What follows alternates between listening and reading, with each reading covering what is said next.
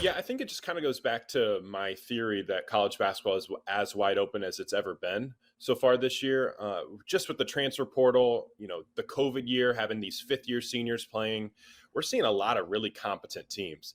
And so I don't think there's that elite team right now in college basketball. There's a lot of really good teams, maybe, but I don't think that top tier is like, oh my gosh, they're just going to blow the doors off of anybody on any court at any time. So I think that Mhm. kind of opens things up too from like a futures perspective as well. I think there's some mispriced teams out there right now as well that are a little bit maybe more vulnerable than we thought. Like there's some long shots out there. Like for me, like a long shot that I look at is Wake Forest. They're 150 to 1 on some books to win it all. That's a team, they're 9-1 since they've gotten their whole crew back. They've had a couple guys from the transfers that got ruled eligible to play. And you see some of the teams that are like have lower odds than them ahead of them. UCLA is 66 to 1 at this one book I'm looking at, and it's like UCLA is a train wreck. They're not going to make the NCAA tournament. Wake Forest is maybe the second or third best team in the ACC. So I think from that perspective, it's like that's where I'm looking farther down the board, because we've seen these teams are not as like they're not as like dominant as we might have thought originally. And now there's these opportunities for these really talented groups from the long shots perspective, from a futures perspective, that I think could make some really, really interesting noise if they get the right draw in March. Yeah, let's look at Indiana Purdue, right? This is a game again at home. Purdue going on the road, 9.5 point favorite. Like it's a kind of an interesting spot. But for me, again, I look at Zach Edey rebounds. He had 18 and 16 rebounds against Indiana last year. So his number today is 11.5. And centers against Indiana have eaten all year long. Pharrell Payne had 10 and 29 minutes. Cliff Omarui had 11 rebounds in 32 minutes. Felix Okpara had 15 in 31 minutes. Hunter Dickinson had 14 rebounds. So, like, that's a spot for me. Zach Edey on the glass against Indiana makes a ton of sense. Indiana is big, which keeps him in the paint. They don't really have those stretch fives that can really make him have to run out to the perimeter to contest threes a ton. And their inability to rebound on the offensive glass is really jarring for Indiana this year. So, Edey could have 5, 6, 7 offensive rebounds tonight. So that makes a lot of sense.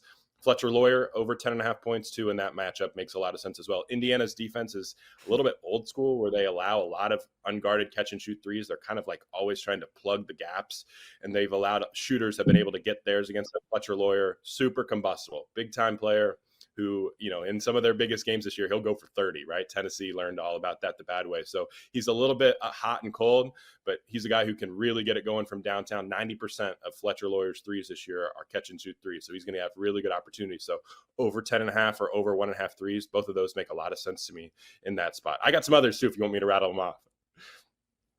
Well, okay then. Go ahead. I'll put my feet up, Isaac. Let's do What's this. another one that Let's stands do out to this you? thing. Yeah, let's go. Yeah. Let's go. Alabama, Missouri. Uh-huh. Again, Missouri, one of the worst 3-point defenses this year, 307th nationally. We talked about Iowa State earlier, and Missouri is in the same spot where they just allow a ton of wide open catch and shoot threes, and that's a really bad matchup against Alabama. So Rylan Griffin, him to hit multiple threes tonight is plus money. He's one of the best shooters in the country. His numbers don't necessarily represent it, but you're talking about 5 or 6 attempts that you can get from him tonight, probably. And he's a big time shot maker. And then to pair that with, you go at Mark Sears, over 3.5 assists. He's been one of their like go-to scorers so far this year, but he still has a pretty high assist rate, just a smidge under Aaron Estrada for assist rate. And I think Alabama has a chance to put 100-piece on Missouri tonight, like just with the offensive stylistically what they're able to do. And Mark Sears is going to, if that happens, Mark Sears is going to cruise over 3.5 assists. And then the last one, not my favorite, but it's an interesting one from this afternoon. Tennessee plays Florida on the road at Tennessee. Tennessee's defense, we talk a lot about 3-point defenses that stink. Tennessee's 3-point defense is phenomenal. They allow the fewest catch and shoot threes this year, just under 5 per game, just unbelievable on unguarded catch and shoot threes. They just don't let those happen. And Will Richard under 1.5 threes at plus 130. He just had 10 attempts last game.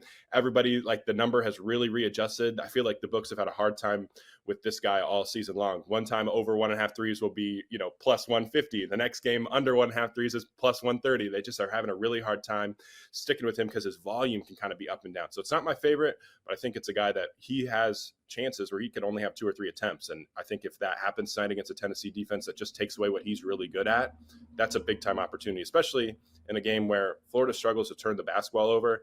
Tennessee will turn you over. That leads to less shots for Florida, so less chances for Will Richard to cash this number. So those are some of the angles I'm looking at tonight. I like short home favorites, but I like home teams. So, NC State, can you guys believe that they're 23-3 at home since the start of the 22 season? It's one of those Really? teams where if you're getting a 1, 2, or 3 point spread, you should be taking them. So this is a spot where I look at who's the road team and can I fade the road team. Wake Forest 10-0 at home, 2-4 on the road in neutral courts this year. So they're one of those teams with those home splits that you can fade. And Demon Deacons, much like Ohio State, if you caught that game yesterday against Michigan, they can live or die by the three. They hit 41% from three, but they also allow 40% from three. And you don't want that type of team to be relying on the road. So I like NC State, top 100 offense, defense. They force turnovers, still their home court track record, trying to avoid back-to-back home losses, which is another key for taking them. So they're my best bet today. NC State on the money line. We don't play those -1.5s or twos. No way. Do they fire Sirianni? When it was brought up on the show a few weeks ago that some were talking about it in the Philadelphia area, kind of chuckled at it. As I've seen this play out more and more, and then what happened last night, yeah, I would endorse that. I don't think it's the right thing to run it back because of a Super Bowl appearance last year. Of the 3 years, this would be 2 wild card exits in your Super Bowl window with your franchise quarterback. Like, there is a ton going on. The Patricia move was maybe fireable in itself. Just that decision. He's clearly lost the locker room. And I'm not even in the organization or anywhere close to it, but we can see from here that he's lost the locker room. What is going on with A.J. Brown? Like, he's apparently cut all public ties to the organization. Once you lose your star players, then what? How'd that offense look like without A.J. Brown? Like Jalen Hurts, playing Todd Bowles, they're going to be blitzing all night. Were they prepared in any way for that last night? It was embarrassing. And just how this organization handles things with coaches, Doug Peterson, you win a Super Bowl, all right, you get 2 years. Chip Kelly was 3 years in total. I can see it, and I think it's justified as they end the season failing to cover their last 7 games. Yeah, and even before the season started, Joe, I mean, you were talking about losing the coordinators, Steichen, Gannon. What is that going to look like? And I think Sirianni got exposed. They did start off hot, but then all of a sudden, maybe that's when he started losing the locker room. This collapse in the second half of the season. It just slowly started happening. And I did keep wondering, can they turn it around? And even Ed, like you were saying, Jalen Hurts, like I think the blame goes on the players and the coaching staff, but I don't think it's an overreaction to get rid of the coaching staff because something's broken there and you can't run it back. It's clearly not working. I mean, even the tackling, it's almost like even if there was a game plan, the players weren't interested in implementing that on the field because there's such a disconnect. So I do think everyone is to blame, but it starts with the coaching staff and it trickles down. Like maybe Jalen Hurts he had this regression, right? A fresh start somewhere else, maybe, but I'm starting to lose faith in him as a quarterback in the NFL altogether now.